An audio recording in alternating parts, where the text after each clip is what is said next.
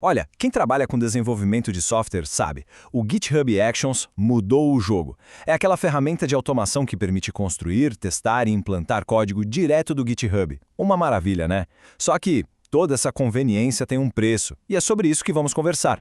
Pois é. E se essa ferramenta, que economiza um tempo absurdo, for, na verdade, o seu maior risco de segurança?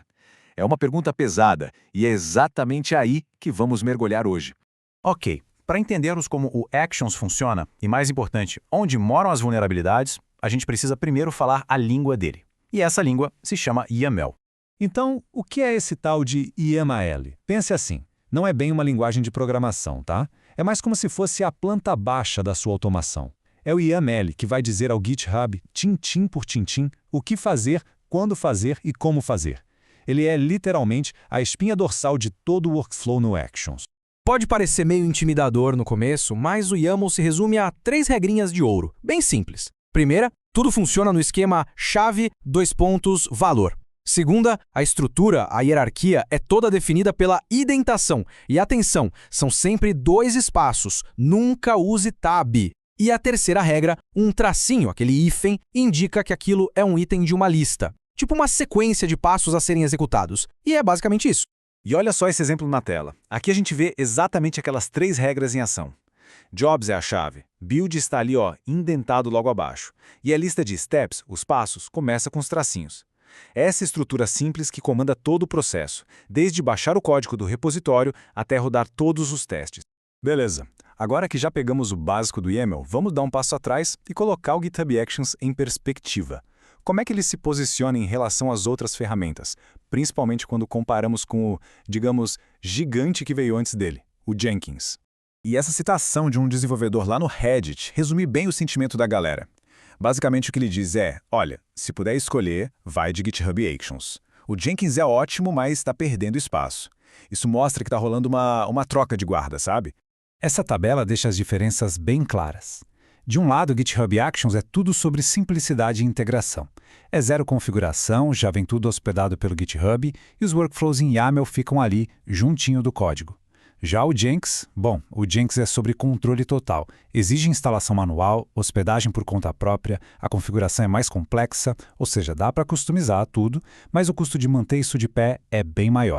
E essa outra citação, para mim, mata a charada. A grande sacada do Actions é que ele mora junto com o código. O feedback é, instantâneo.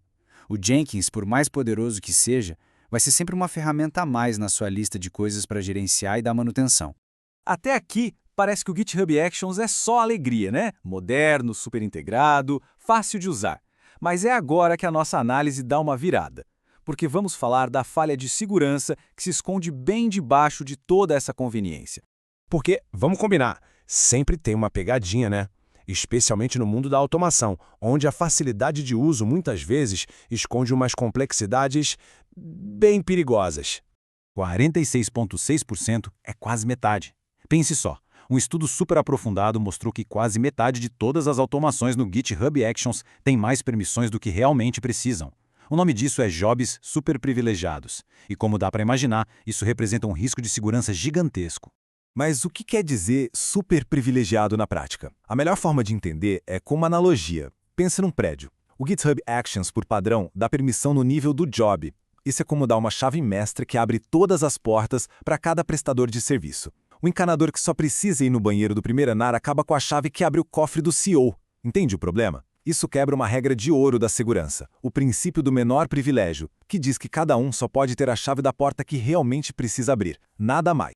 E essa imagem mostra o problema de forma perfeita. Um job é um conjunto de steps, de passos. No modelo do GitHub, a permissão é como se fosse essa caixa grande que envolve todos os passos.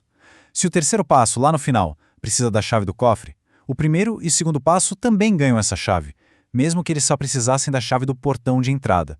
É um risco desnecessário. E olha, isso não é só teoria não, aconteceu de verdade. Um estudo chamado Granite cita um ataque real. Uma action super popular, usada por muita gente, foi comprometida. E por causa desse modelo de chave mestra, os invasores conseguiram usar essas permissões exageradas para vazar informações sensíveis, credenciais e segredos de milhares de projetos. O estrago foi enorme. Ok, o cenário é preocupante. Identificamos um problema bem sério aqui. Mas a boa notícia é que para todo problema sempre tem gente inteligente buscando uma solução. Então, vamos virar a página e ver como isso pode ser resolvido. A solução, na teoria, é até bem simples, mas o impacto é gigante. Em vez de dar a chave mestra para o job inteiro, por que não dar uma chave específica para cada passo individual? Dessa forma, o passo que só precisa instalar umas dependências não vai ter permissão para, sei lá, alterar o código-fonte do projeto, cada um no seu quadrado.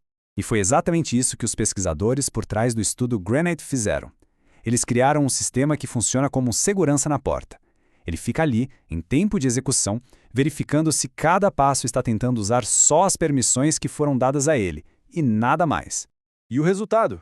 Bom, é impressionante. Esse gráfico mostra a redução do que chamamos de superfície de ataque. Com o modelo antigo, o risco é total. Com o Granite, ele cai drasticamente. Em média, para cada job super privilegiado, o Granite reduz o risco em mais de 83%. É uma melhoria de segurança absurda. Beleza, depois de ver tudo isso, a gente se pergunta, tá, e daí? Por que essa discussão toda sobre permissão de job versus passo realmente importa para quem está desenvolvendo software hoje em dia? Vamos recapitular o que vimos. Primeiro, GitHub Actions é uma ferramenta incrível, super poderosa. Ponto.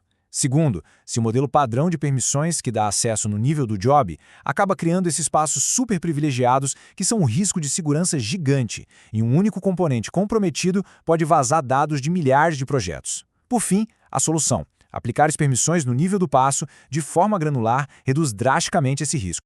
E a gente termina com uma reflexão final. A automação é essencial, não tem como fugir disso. Mas será que a conveniência que tanto buscamos não está sem querer criando uma vulnerabilidade crítica nos nossos sistemas? A facilidade de hoje pode ser a dor de cabeça de amanhã. É algo que com certeza vale a pena pensar a respeito.